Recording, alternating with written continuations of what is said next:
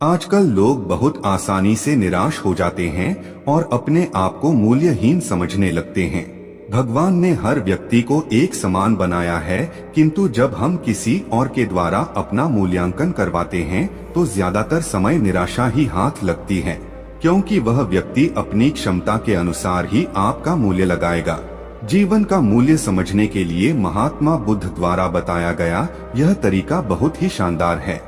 एक दिन एक निराश आदमी ने भगवान बुद्ध से पूछा कि प्रभु, जीवन का मूल्य क्या है। भगवान बुद्ध ने उसे एक पत्थर दिया और कहा कि जाओ और इस पत्थर का मूल्य पता करके आओ, लेकिन ध्यान रखना इसे बेचना नहीं है।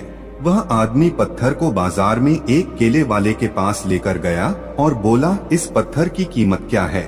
केले वाला चमकीले पत्थर को देखकर बोला, इस पत्थर के बदले में तुम्हें 24 केले दे सकता हूँ। आगे एक सब्जी वाले ने उस चमकीले पत्थर को देखा और कहा, एक बोरी प्याज ले जा और इस पत्थर को मेरे पास छोड़ जा। फिर वह आदमी एक सुनार के पास गया और उसे पत्थर दिखाया। सुनार उस चमकीले पत्थर को देखकर बोला, मैं इसका तुम्हें 25 लाख दे सकता हूँ। उसने मना कर दिया तो सुनार बोला, 1 करोड़ में दे दो या तुम खुद ही बता दो इसकी कीमत क्या है, जो तुम मांगोगे वह दूंगा। उस आदमी ने सुनार से कहा, मुझे यह बेचना नहीं है, बस कीमत पता करनी थी।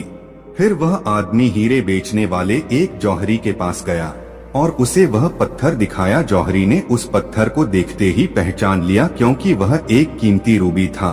तो पहले उसने रूबी के पास एक लाल कपड़ा बिछाया, फिर उस बेशकीमती रूबी की परिक्रमा लगाई, माथा टेका। फिर जौहरी बोला, कहाँ से लाया है ये बेशकीमती रूबी। सारी कायनात, सारी दुनिया को बेचकर भी इसकी कीमत नहीं लगाई जा सकती, ये तो बेशकीमती है। वह आदमी हैरान परेशान होकर सीधे बुद्ध के पास आया और दिन भर का अपना अनुभव बताया। वह बोला, अब बताओ भगवान, मानवीय जीवन का मूल्य क्या है। बुद्ध बोले, केले वाले ने इसकी कीमत 24 केले लगाई, सब्जी वाले ने इसे एक बोरी प्याज में खरीदना चाहा, सुनार ने इसकी कीमत 1 करोड़ तक लगा दी और जौहरी ने इसे बहुत कीमती बताया। बस इसी तरह से जीवन का मूल्य भी है।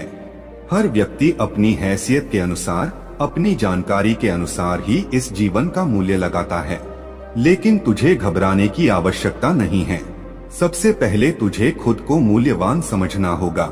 कुछ ऐसे कार्य करने होंगे जो तुझे विश्वास दिला दें कि तेरा जीवन मूल्यवान है।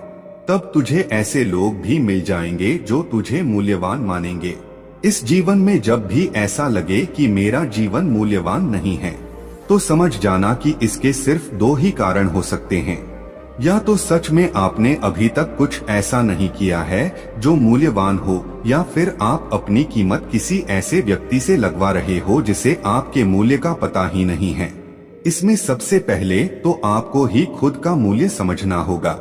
यदि आप ही स्वयं को कीमती नहीं मानते हो तो सामने वाले से तो इसकी उम्मीद करना ही बेकार है। यह कहानी आपको कैसी लगी नीचे कमेंट बॉक्स में कमेंट करके जरूर बताएं।